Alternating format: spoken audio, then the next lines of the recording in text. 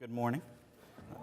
June 9th, this date has been circled on our calendar for a long time. We're very glad that it's here. We're very excited about this. Before I begin, I definitely need to start with some thank yous.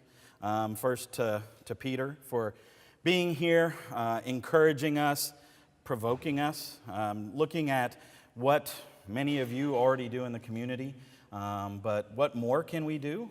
And probably more importantly, how can we get more people involved to help do what we are already doing?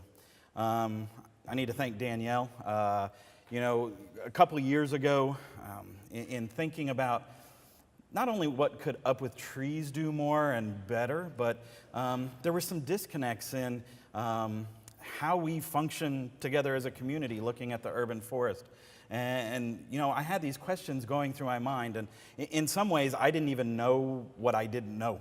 And I remember a couple of years ago sitting in a conference hall in Pittsburgh, and Danielle got up and said, "Hey, I want to tell you about this urban forestry master plan that we did for Pittsburgh." And a lot of places do urban forestry master plans, but too often it's City Hall in their silos saying, "This is what we think we need," without the assessments, without the input from people like you, stakeholders. And those plans never get implemented. But in looking at what Pittsburgh did, it just really clicked. A light bulb went off and I said, that's really what we need in Tulsa.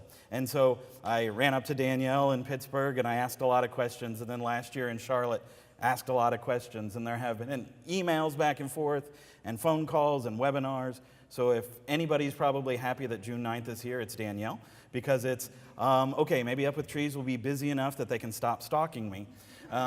But she has been a great resource in helping set the vision, not just for Pittsburgh, not just for Tulsa, but in really changing how urban forestry master plans are done in the country. I need to thank our staff, making a day like this possible. You did not want me to plan this, so you should probably thank the staff. We're about to eat lunch, and you never really want to be the person between you guys and lunch. Somehow I always fall to that. But lunch with me would have probably been like a bag of pretzels and some water. I hope we take better care of you, so thank you to the staff. To the Marjorie Mayo Bird Foundation for making today possible. As a nonprofit, we can only do what we do because of the generosity of our donors, so thanks to them. But foremost, thanks to you, because Peter can get up and give his message of encouragement, and it's good and it's right, and if nobody were here to hear it, that would be a waste. Danielle's vision and passion for urban forestry and how it affects people, it's good and it's right. And if you weren't here, that would have been a shame. There would have been a lot of leftovers. If you weren't here, this would be a little awkward. I would be here talking to an empty stage, just rambling to myself, maybe giving credence to what some of you already think about me, but that's okay. So thank you for being here and not making this awkward. But without you, this is really pointless. I mean, this plan, this is way bigger than us. It's bigger than you.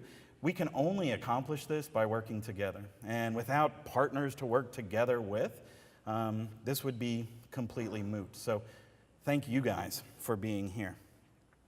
So, I'm going to make a comment that my wife would probably disagree with, but the older I get, the more I learn.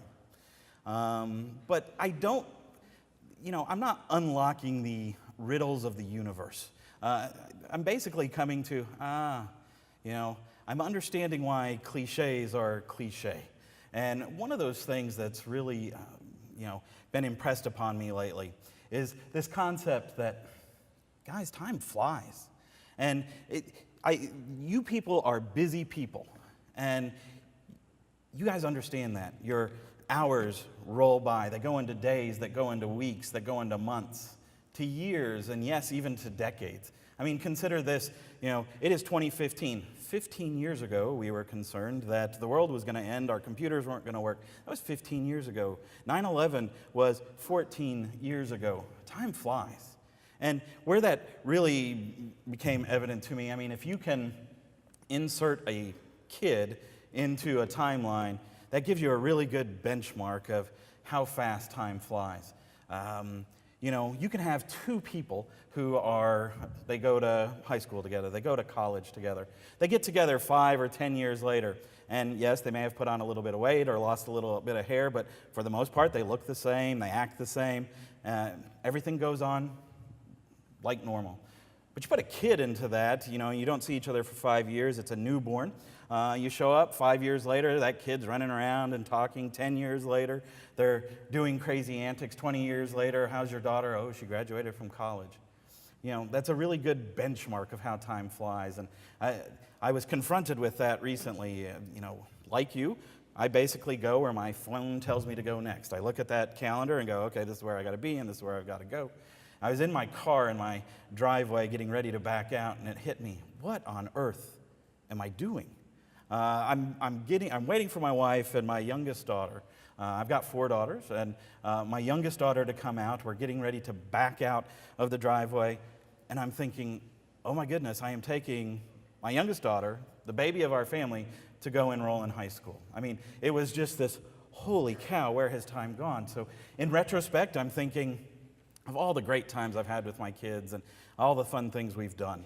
And some of my favorite times revolve around a shared time. And that was, they would be getting ready for bed, they'd put their pajamas on, and they'd climb up into bed, and we'd sit down, and I'd tell them a story. And those times were magical because we were together, we were creating these relationships. And you might say, okay, great, Steve, thanks for your midlife crisis. What does this have to do with why we're here today? So I want you guys in your mind's eye, because we can get foresters together, we can get arborists together in a room, and we can talk about these technical things, canopy coverage, carbon sequestration, ozone mitigation, capturing stormwater. And many of your eyes might roll back in your head and glaze over and go, okay, that's great. So I want to tell the story of our urban forest in a little different way.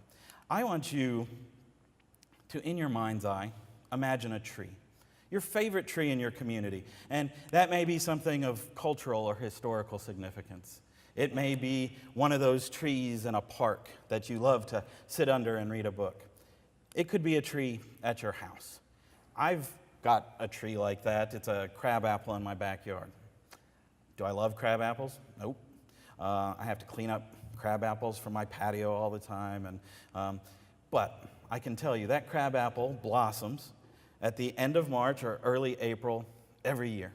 And why is that important? Well, my wife's birthday is the first week of April. My birthday is the first week of April.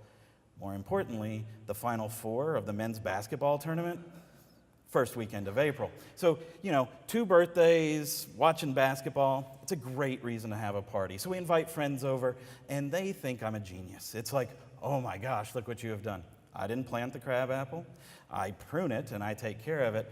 I'm not responsible for it being planted or there. I don't make it bloom. But man, it sets a great place to have a party. And I'm going to tell you, if I ever sell our house, it may not be wise to have the open house during our birthdays or the Final Four, but that's when the open house is going to be, because the backyard looks great. So you have a tree like that. So I want you in your mind's eye to think of that tree, your tree. And that tree is just a word. It's a word that is going to build. And then in your mind's eye, go back just a little bit from that tree, your tree. And think about all the other trees around, whether it's in your yard or in the rest of the park. And those individual words, they form a sentence.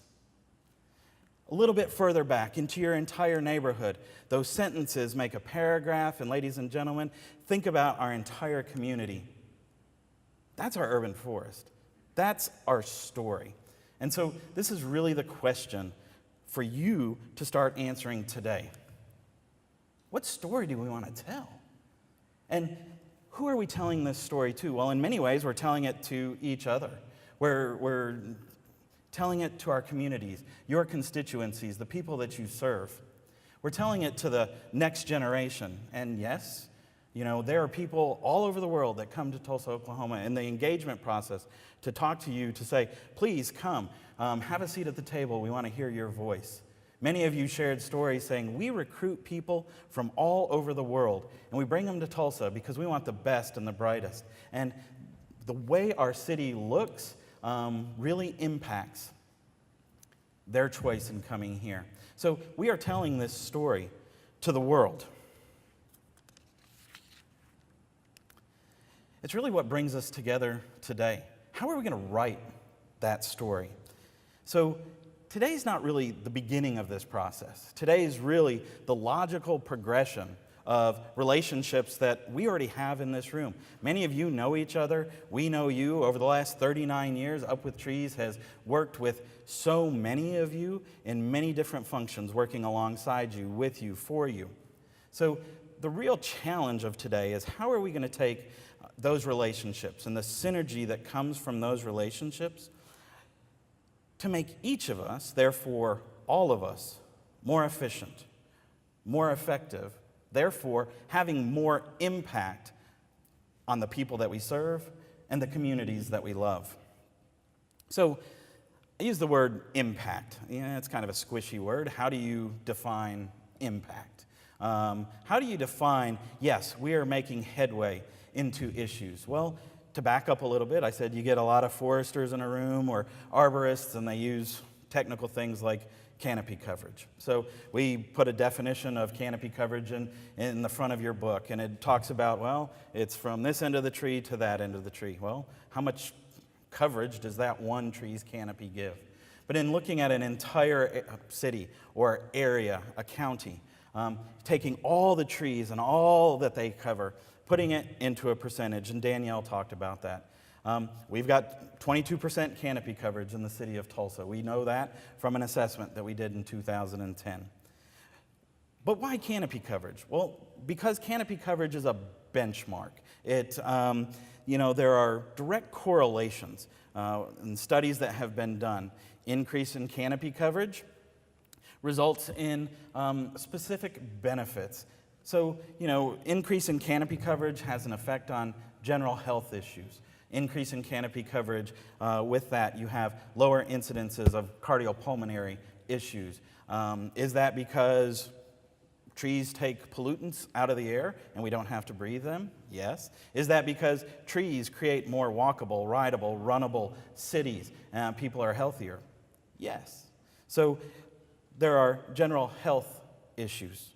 There are crime statistics. Statistics show that increase in tree canopy coverage, incidences of graffiti and vandalism go down. Incidences of domestic violence go down. In talking to many of you, working up to this day, some of you have said, well, yeah, because, there's generally greater tree canopy coverage in more affluent neighborhoods. With higher rates of poverty, you're going to have these issues. But those studies were actually done in public housing establishments, in looking at how they affect lower crime rates. Is it that broken window effect? We're taking care of this. Somebody cares about this. Somebody's watching it. Well, yeah. But also there are biological and physiological effects of people just being able to look out at greenery. There are saliva tests that have been done by scientists. And cortisol, which is a stress hormone, we take a walk out in nature, those hormones go down. So there is a direct correlation to canopy coverage and crime statistics, but also business development. Direct correlation to people being willing to shop longer, spend more in well-treed central business districts.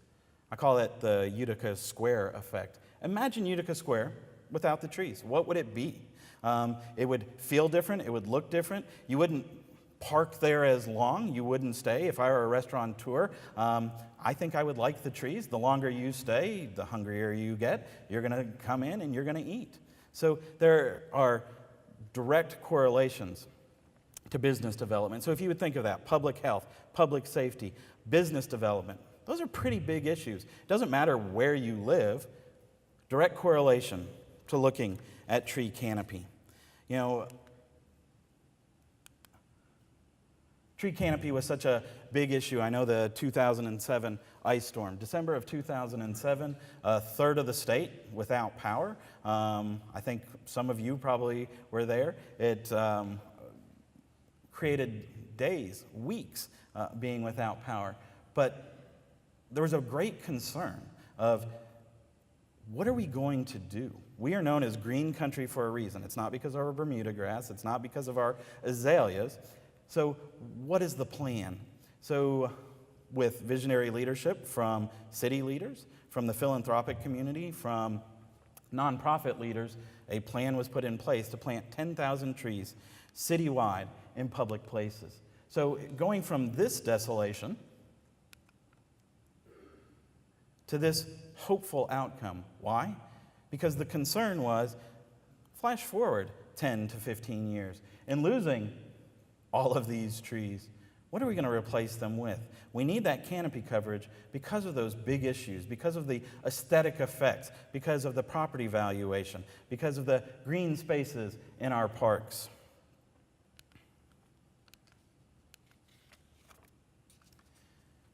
Canopy coverage is such a big deal that in 2010, State Forestry Department, who is completely in support of this plan, they wish they could be here today, but they had to be elsewhere. But they gave us a grant to say, assess Tulsa's canopy. And that's where we get the 22% canopy coverage. The grant didn't allow us to do the entire county, so I can tell stories from the city's assessment, but I think they're completely applicable to anywhere that you might live.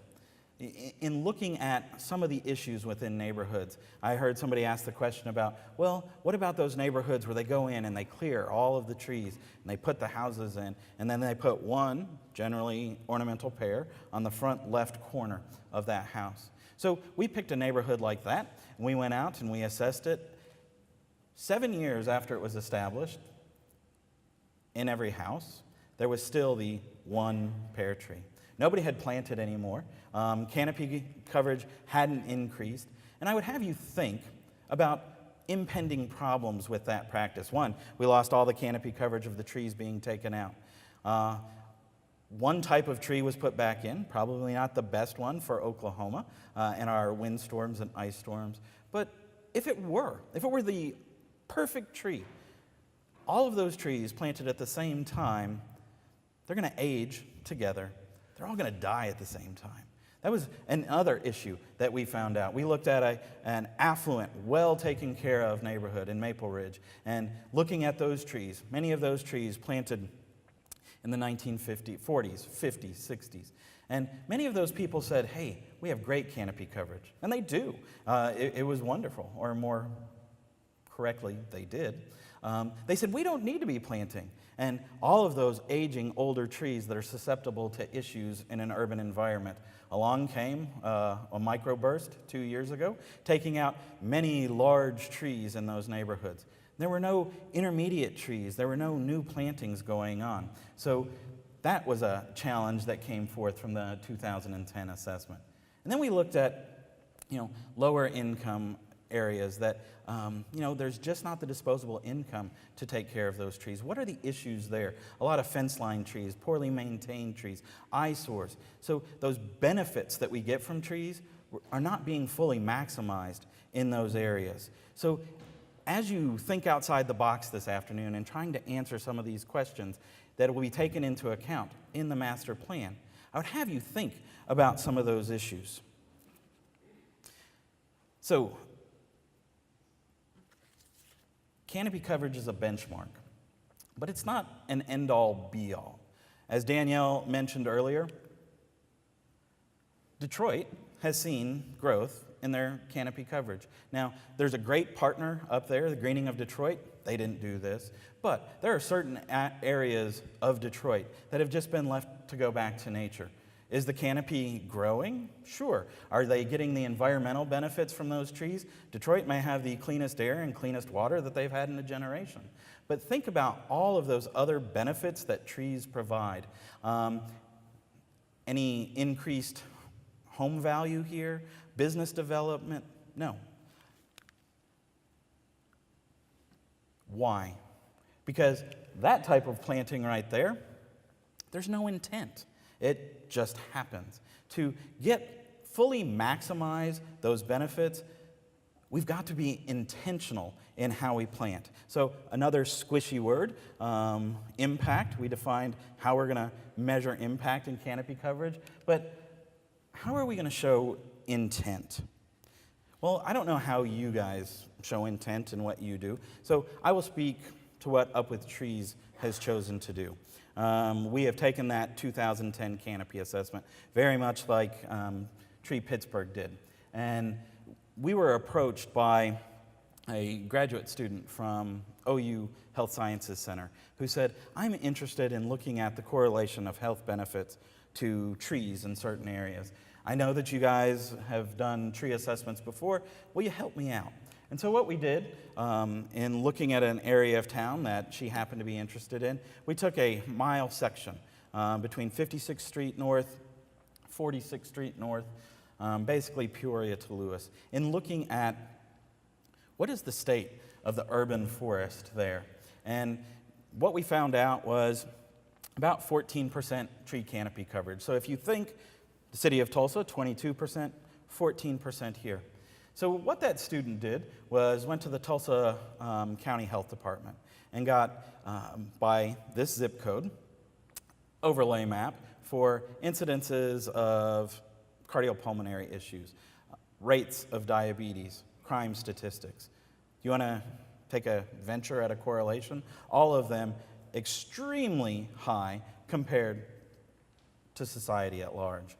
So again, those direct correlations. So when we were deciding where we were going to do our next tree school initiative, where we go into schools and we work with the faculty and say, this is how trees can be used cross-curricularly.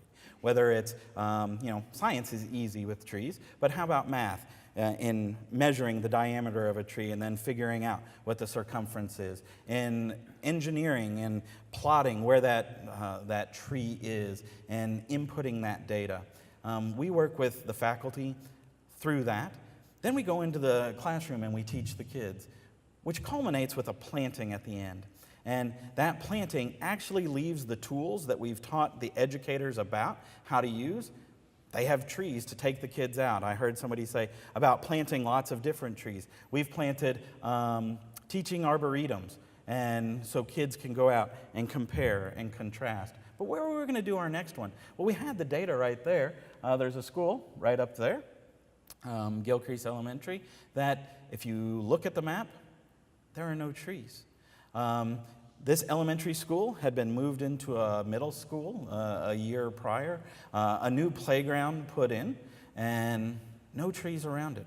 So when we went to talk to the school and say, would you be interested in some trees on the playground? It wasn't, hey, did you know you have really high crime statistics? Hey, did you know that your kids have cardiopulmonary issues or their family are going to have diabetes? Absolutely not. We said, how would you feel about some trees on the playground? The feedback that we got, though, was, oh, that would be great. We love the new playground. It's wonderful. But, in September, it can still be really hot in Oklahoma. In the early spring when the kids are in school. So the kids weren't out running around playing. They were up against the building because there was shade. So in intentionally planting, in choosing, based on the data that we had, we chose to go where we knew it was needed. Another intentional planting. We didn't name it. Tisdale Food Forest. It's on the Tisdale Expressway. Go to Facebook, check it out. It's great. But we were approached by a neighborhood association who said, we're concerned about several things. There's noise pollution from the nearby road. We're concerned about air pollution and what are our kids breathing. In coordination with a family foundation who does this type of work all over the world. It was, if you cut these trenches here, you can gather water as it runs down the hill. It won't go in the stormwater system.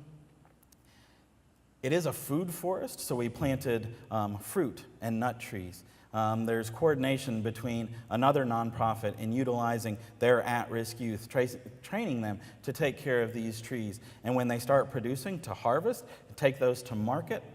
So here's the question that I ask you.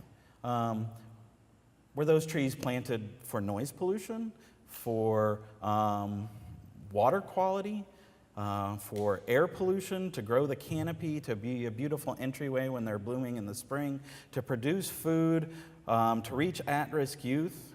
And I say, yeah, they were, for all of those reasons. To be fully effective in this intentionality, we are going to have to plant for all the reasons that trees, all the benefits that they give us.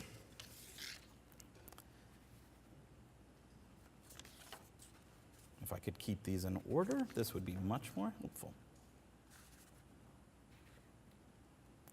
But that intentionality, it can't just be about planting.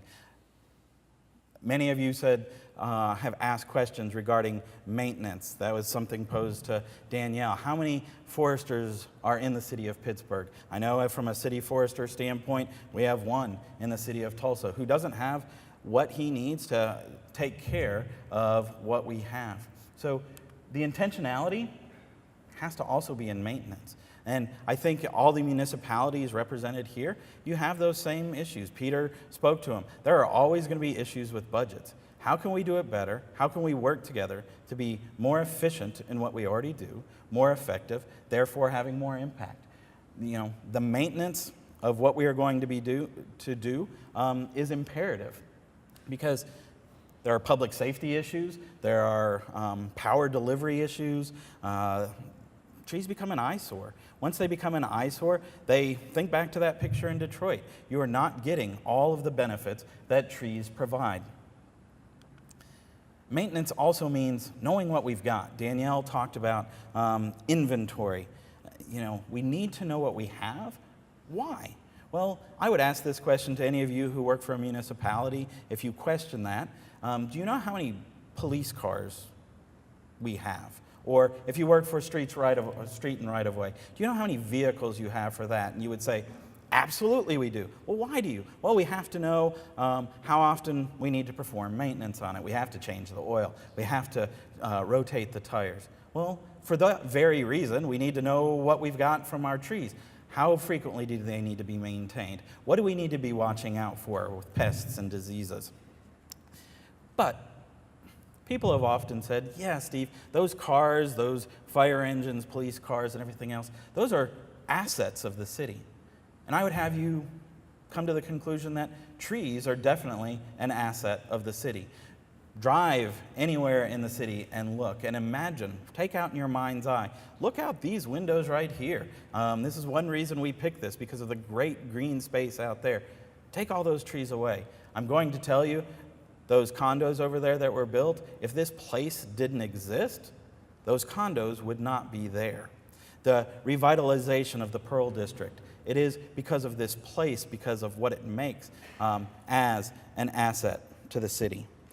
I can't quantify all of the trees in the greater Tulsa area. We don't have that data yet. That is one of the assessments to be done in this process.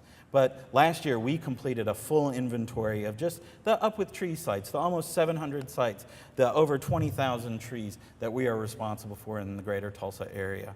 And in using the iTree data, what we came up with was that just those trees intercept more than 20 million gallons of stormwater, that they take out literally tons of particulates from the air that you and I, our kids, the next generation, will never breathe.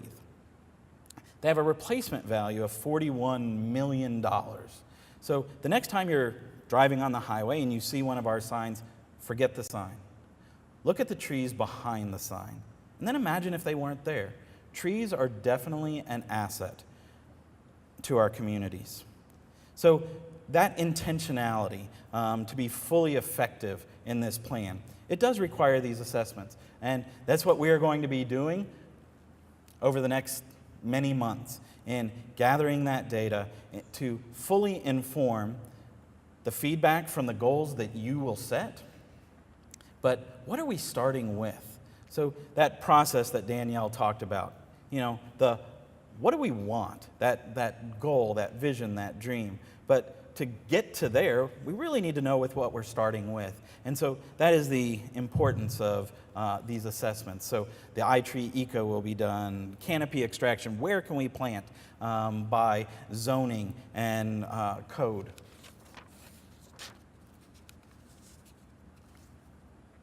So I'm going to ask you this, why should we work together in this process?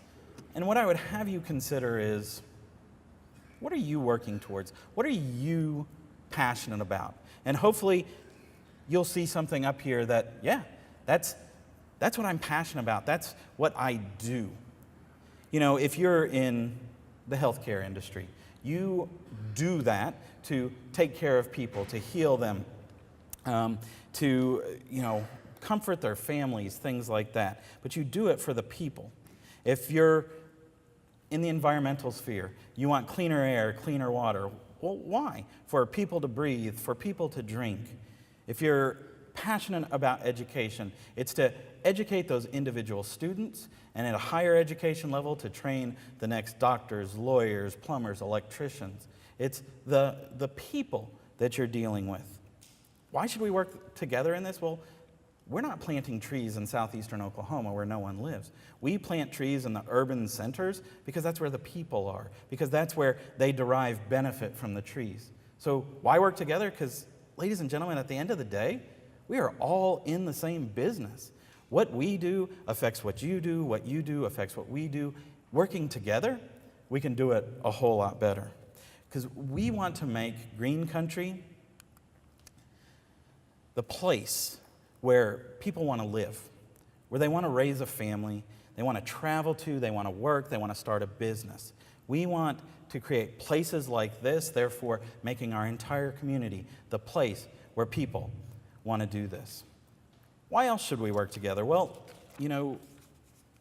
statisticians have postulated, if you had 1 million monkeys typing on 1 million typewriters for 1 million years, statistics would say one of them will produce Shakespeare.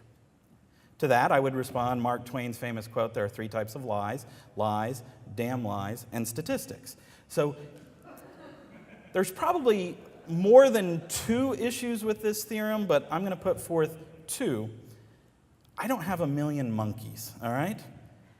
But more importantly, ladies and gentlemen, you and I, we don't have 1 million years. Our time to act and to move forward, your time as a decision maker, it's now. It is finite. Time flies. So, inherently, we know great stories don't just happen. That's why you are here today. We are asking you to help form that great story, to tell to ourselves, to the next generation, to the world. We know that great stories, they're planned, they're written, they're edited. That's your job, to plan, to write, and to edit this story for the greater Tulsa area. And lastly, why should we work together? Well, it's because of the power of collaboration. And as an example, I just want to touch on a planting initiative that's been going on for the last 3 years in downtown Tulsa, called Tree Downtown Tulsa, which brought together these 3 groups, Downtown Coordinating Council, Up With Trees, and the Tulsa Community Foundation. How this really started was a master plan came forth from the Downtown Coordinating Council and landscape architect. And if you looked at what this really big number of what it was going to cost and what the annual allotment from the Downtown Coordinating Council was, you took this number and you divided that number, it was going to take 26 years to fully implement. And that was 26 years of planting and watering for 3 years and no long-term maintenance. It was just literally the planting of those trees. But in coming together and the power of collaboration, Tulsa Beautification Foundation put up a matching grant. Downtown Coordinating Council used their annual allotment to do all the infrastructure work, to take out any trees that had been damaged in previous ice storms, to do sidewalk cuts and purchase material. And Up With Trees came with our expertise in planting, our ability to fundraise, and our infrastructure to take care of those trees during the establishment phase. And what transpired is we just finished phase 3 of that. More than 500 trees have gone in the greater downtown area. There's a phase 4 that's coming up. And that plan that would have taken 26 years for one entity to do, we hope to complete in 6 years. For more benefit now, more beautiful aesthetics, the before and after of downtown tree planting. But in addition, after that 6 years, Downtown Coordinating Council still gets that annual allotment. What are they going to do with it? They're going to maintain the trees. Therefore, there's a long-term sustainable plan to take care of what we have. Ladies and gentlemen, collaboration means a greater impact for the communities that we serve. So for those reasons, that's why we decided to do this. We can do more. We can do better. We can have a greater impact on the people that we serve and the communities that we love. So I want to leave you with one last question, I guess. And that's what if? Anybody know where this is? 21st and Peoria in the 1930s. Smack dab in the middle of Woodward Park. So here is the question. What if there had been no vision, no funding, no leadership? You and I today would not benefit from this.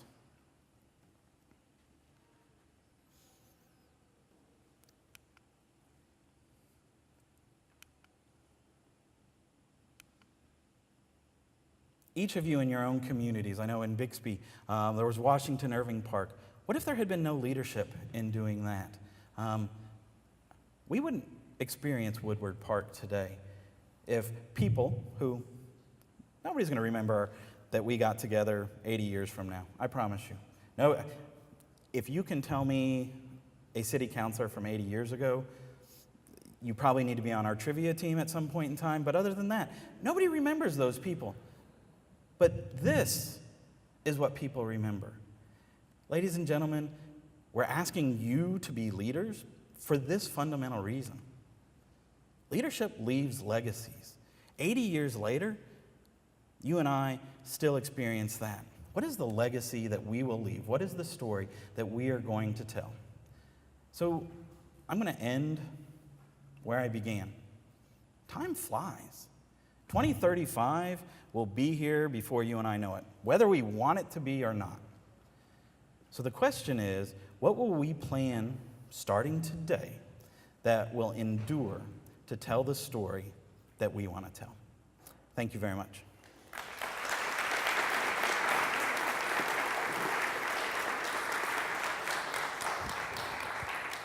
Do you have any questions for Steve? So the Canopy study, is it funded?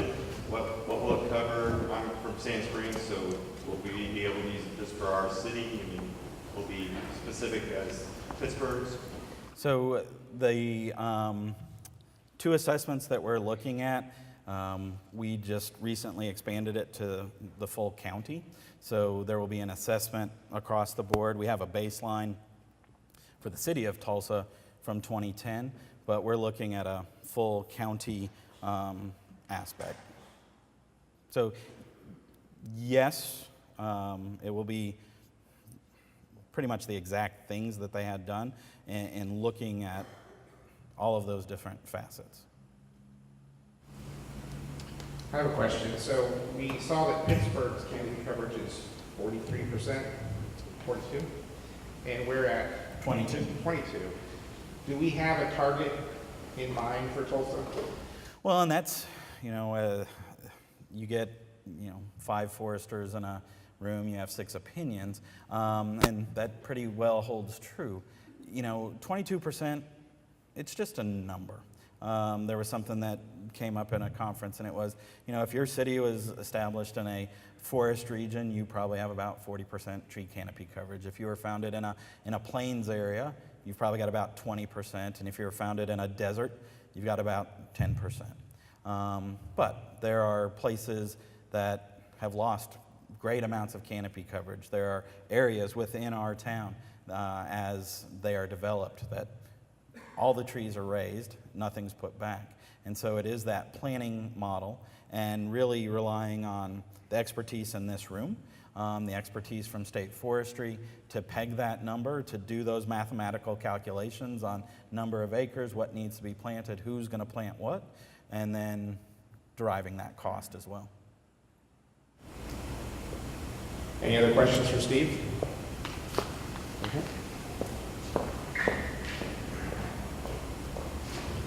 Hey, Steve. Hey. You didn't mention this, but we've talked about it before, how urban centers kind of turn into biodiversity centers for trees and pollinators, insects, all kinds of mammalia.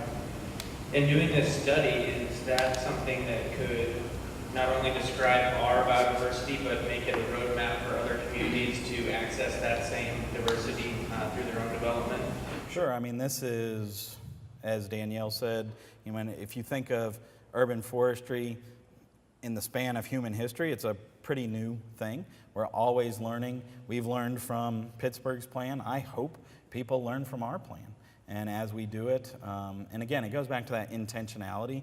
We are contacted by people all the time concerned about, bees and other pollinators, and how do you facilitate that? And some of that is in species choice. And when we hand out trees to the public, what trees are we choosing, and intentionally choosing some that will help solve that issue. Anybody else? Any other questions for Steve?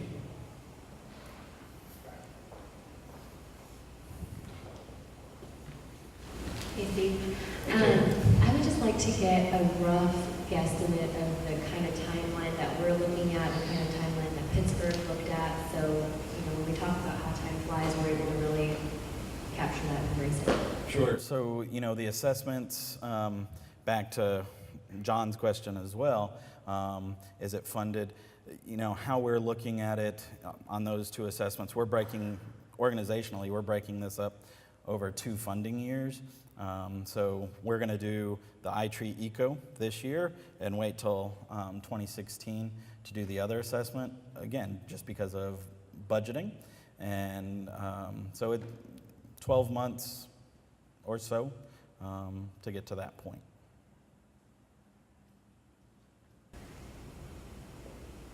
Any other brain soul wants to delay lunch more? Okay, well, that brings Steve, thank you very much.